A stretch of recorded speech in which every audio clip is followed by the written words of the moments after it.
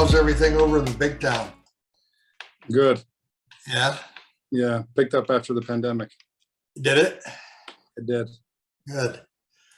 Yeah. So this is my podcast. It's called The Rebound, and I've been told that you know a little something about rebounds.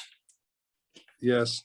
Haskins told me about that, and I finally figured it out. Yeah. So the way I understand it is Haskins told you to be good at one thing, and you did rebounds, and he called Jerry West. Is that true? That is true. Yeah, you got the story right. I got a rebounder for you. And that was it. That was the extent of the conversation, actually. And I went down the hall and practiced. Yeah. Yeah, worked out really well. Very thankful. What'd you do? The summer league or? I did. I played that summer league with them. 1997 summer league. Kobe was on the team. He was upset he had to be there. Fisher was there. Jeez Louise. Fisher was incredible as a defender. Really? Yeah. He impressed me the most. More than Kobe. Kobe, he was a different level. He's quick, fast, spend half the time on defense in the air. But, Fisher was different. He'd get low and he'd get in you. Yeah. He'd get deep in you and he'd annoy you the whole time. He'd pick up full court. Wouldn't let you breathe. Kobe was different. He was quick, fast. Mamba's the right name. Just sneak up on you and take you out. Yeah. Steal the balls. I mean, his instinct at that age was incredible. Yeah. Yeah. Fisher was aggressive. He was strong. He was a lot stronger. He'd get into people. He'd get low. He'd be at your hip. Lakers were pretty good in that year. Yes. So, didn't make it too far, but I was very excited for the opportunity. Knew what I had to work for if I was going to make it even further. Yeah. So how did you get to UTEP? Tell me that story. Sure. I was at Central Arizona Junior College where George Banks had come from. Yeah. And G. Ray Johnson and G. Ray Brewster were calling me and recruiting me. And Don Haskins put a phone call into my mother. And that was about it. After that, we had to make sure we took the trip. He told my mother, just make sure you go see everybody else and come see me last. Yeah. And I saw him last. And, when we were in the room, just talked us three, he was going to be the father figure that I never had. And that's it. Was he? I signed. He was. Yeah. He definitely was. Yes. Yeah. Well, we're doing this to commemorate his death on the 7th of September. Okay. That's why I've run you guys down. What year was that for you? A sophomore year, junior year? When I came to El Paso to sign? Yeah. Yeah, after summer of my freshman year at junior college. Yeah. I was young, I didn't have a father, and my mother had to work, so she put me in school early. I was a younger kid. Yeah. So I started my senior year. I wasn't even 20 yet. Really? Yeah. Who was playing at UTEP at the time? When I arrived, it was 2B seniors were Antoine Gillespie, George Banks, and Phil Crocker. Still speak with all three. Antoine's doing pretty well over in Switzerland right now. Yeah. Just did pretty well with he's doing some things with national team. I'm trying to patch some players in over there for him. Yeah. George Banks. You played in Arizona. Europe, right? Tell me again. You played in Europe, right?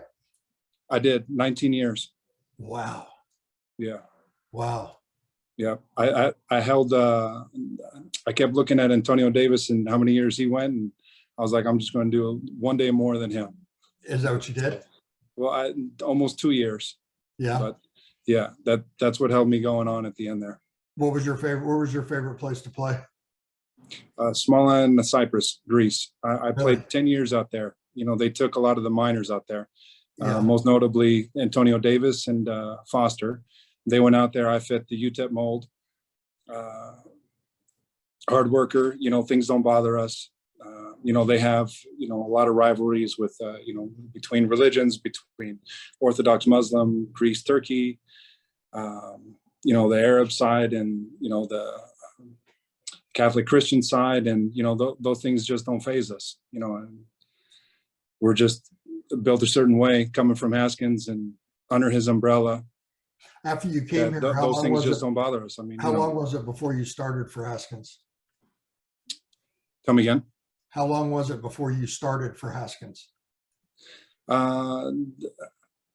My junior year, I Yeah. started games. Yeah. Senior, I was a full-time starter. Junior, I'd start some games, and sophomore year, he threw me in there. Yeah. Let me battle a little bit for him. Yeah. So Yeah. what do you think about when you think about Coach? I think good things. I like to think good things, you know, and he'd actually always try to make, you know, he had great jokes. Yeah, he was funny, he was smart, he was witty. And, you know, when it comes time for me to try, I still train and work out. And when I get to the gym, you know, I think of the hard work we have to do to go ahead and stay healthy. Yeah. You know, athletes, actually, the longer that they end up playing and being athletes, it's the more that they have to keep training themselves. You know, we have other issues. Yeah. Well, what do they You say? got to keep going and keep pushing it. So They say LeBron spends $1 million a year on his body. that's LeBron. I don't have LeBron money, sorry. Isn't that crazy? But yeah, that is crazy. Yeah, I'm watching a show right now about the Lakers, and Jerry Buss just signed Magic Johnson to a 25-year, $25 million contract. And the world was freaked out about the amount of the money. And you look up and LeBron just signed 2 years for $97 million. You know, It's incredible. It's incredible. It is. It is. It's incredible. Is there a difference in organizations? And you played for several of them, right? In the NBA. Yes. I was with Pat Riley, Heat, 98 summertime. And with the Heat? Yes, 98, and then 99 Portland Trail Blazers. I didn't stay long, you know. I was more the preseason, you know. I was the hard worker, blue collar guy, and you know, after season started rolling, they brought in some vets, and I'd get released, and I just found my niche in Europe. After about 3 years of trying the league, I stopped. You know, I'd rather have the summers to prep my body instead of, you know, really pushing in summer leagues and trying to make the league. I made my name overseas, you know. So you own any records over there? A lot of them, a lot of rebound records. Yeah. I'd led every country I played in, I led in rebounding. So I got 15 championships. I got cups. I got 4 gold medals with the national team. Yeah. Yeah. I mean, I've always tried to figure out why Dennis Rodman was such a good rebounder. And, you know, he just wanted the damn ball more than anybody else. That's it. I don't know if that's how it was for you or not. Haskins told me, do one thing, do it good, and you'll get paid to do it. I figured it out. I figured it out, you know, after that speech and that talk with him, it sank in. It was, you know, less and it delivered more. Yeah. That's it. I figured it out, you know. And one time I remember, Joe, I want to say it was Joe Munch. He wrote an article. There was an article. It was like, hey, you're saying we do have a rebounder. You know, they were out looking for talent and all this kind of stuff. And Joe Munch wrote this article. I was like, well, yeah, someone sees it because I'm coming. Yeah. Mm. Yeah. What's the highest amount of rebounds you ever had in a game? 37. That's unbelievable. Yeah. In Europe or here? Europe. 37 rebounds. Yeah. Wow. Yep. Offensive or defensive? Mix of both. Yeah, you were good on both ends. 22. I want to say 22 and 15. Yeah. Wow. That's crazy, man. Yeah. My record there, and I averaged 9.9 rebounds in the last. I was leading the conference in rebounding, and I went up for a rebound, came down, and unintentionally, people thought intentionally, but it was completely unintentional. I hit Mike Jones from TCU in the mouth, and my elbow swelled up with an infection. And, you know, we got the docs and the trainers and these things, shouldn't play, this, that, the other. Haskins just looked like, I want to play. Of course I want to play. Well, you're probably not going to finish first. I was like, I don't care. I just want to win. Like, that's why I rebound. I try to help the team win. It's got nothing to do with a record or, something, they're possessions. Yeah. And, the possessions are what help the team. You want to have more possessions on your team than the other team. I figured that out at a young age. So did you stay in? Yes, I stayed in. And I played. And if you go see those games, I might have had like 1 rebound the next game or 2 and 3 rebounds the other game. And I didn't care. I played with a chip on my shoulder. I was just trying to help the team win. Yeah. Yeah. Did you play in high school? I did. Bishop Gorman locally. Yeah. Yeah. And how long was it before somebody realized that you could play at the next level? Christmas tournament, my senior year. High I was school. young. Yeah, I was young. You know, as I tell you, I was 16, turning 17, and I was young. But they noticed at a Christmas tournament here in town, we played against a modern day team, and I held my own against a team that had, you know, Todd Day and some other big names. And they were, you know, they approached coach, and coach let me know. And from there, my mindset changed a little bit. Yeah.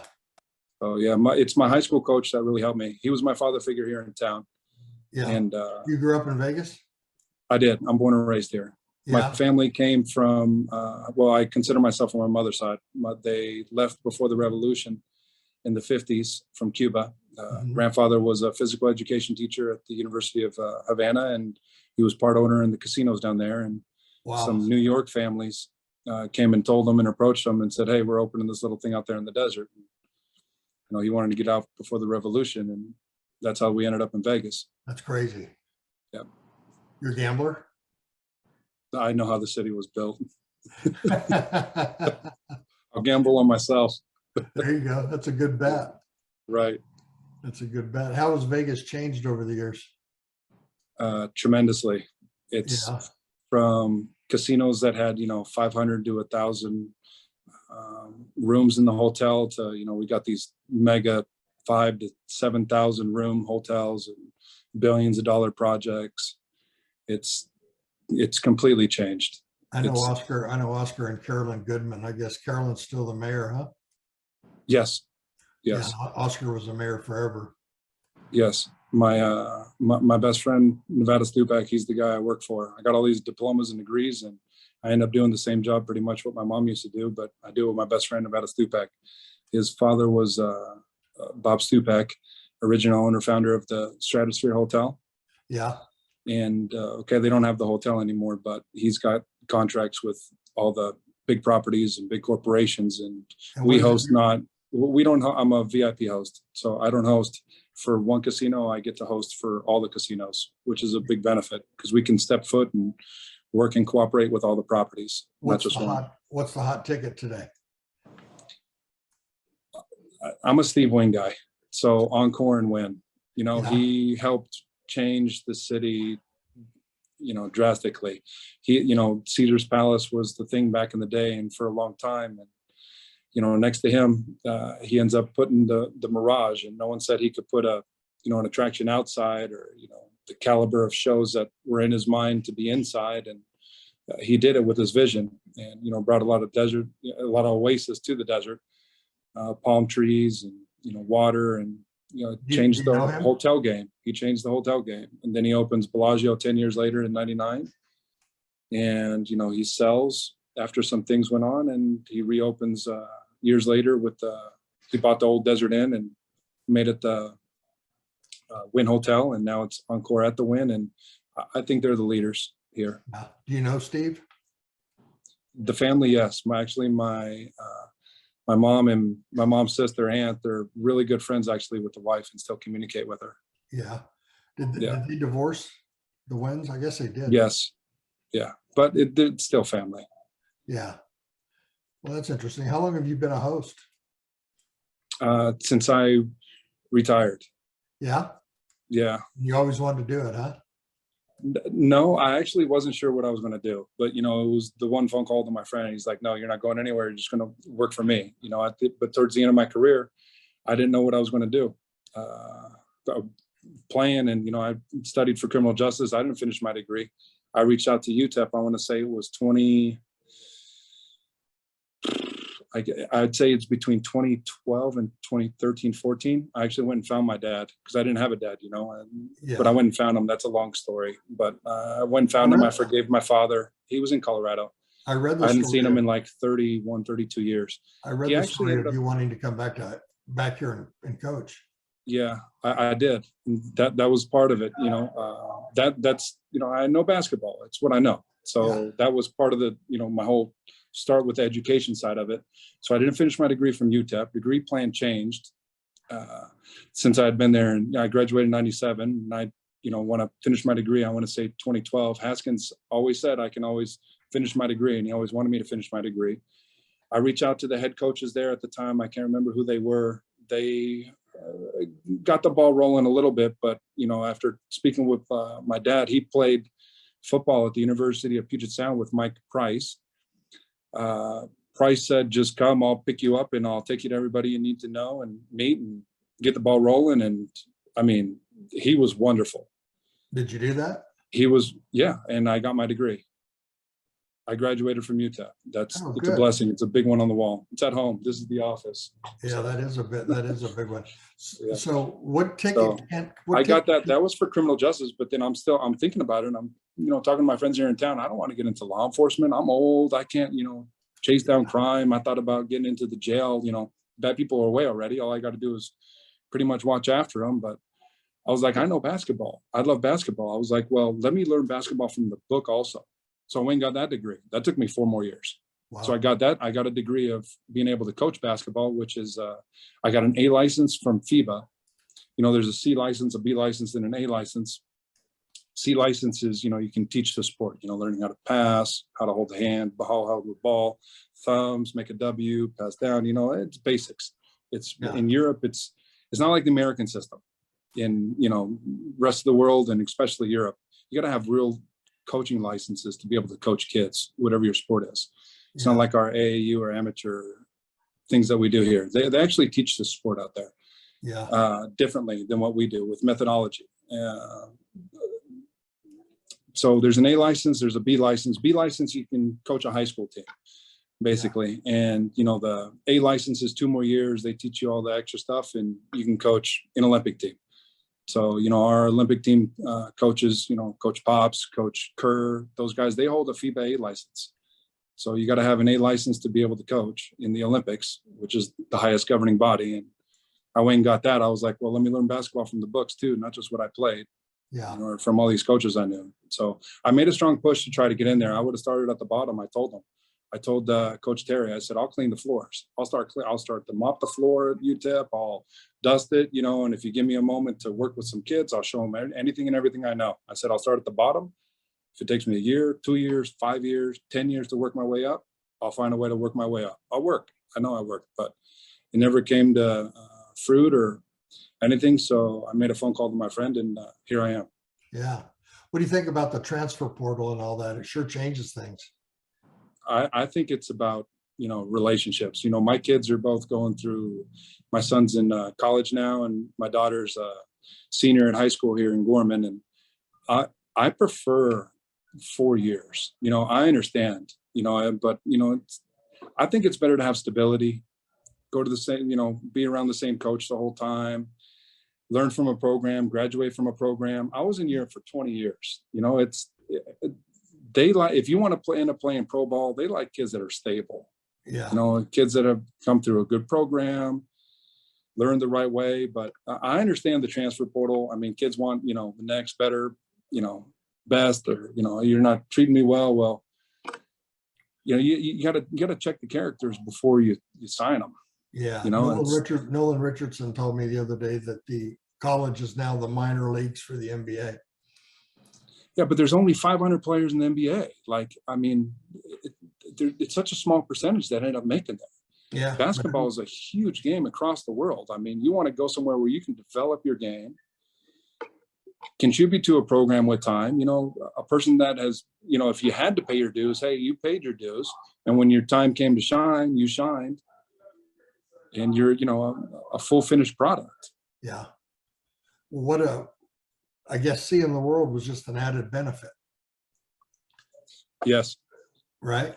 I didn't start to travel really until it was either my 11th or 12th year. I was in France, and we were in a European bracket as well. Because not only do you play in your country, the better teams in the countries qualify to play for European competitions.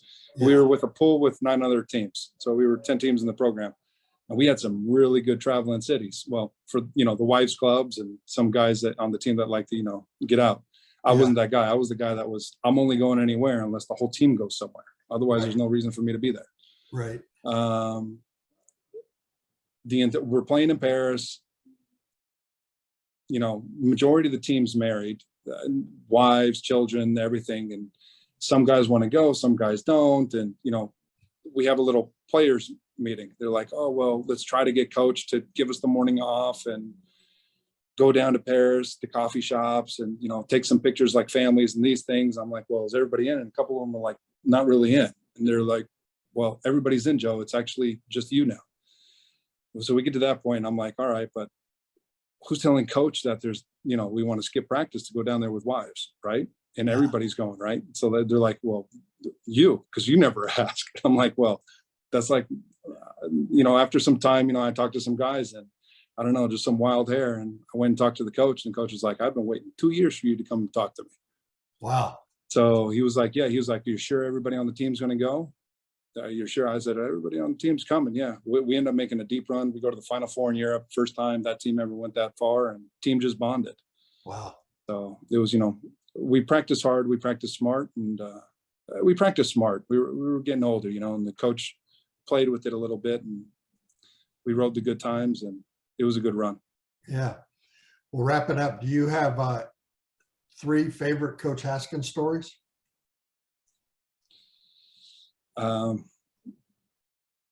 I mean, when we figured out, do one thing, do it well, and I'm going to get paid to do it. And it just, a hair just went off, and a light just went off in my mind. And I was like, it's rebounding. I want to become the rebounder. That was it.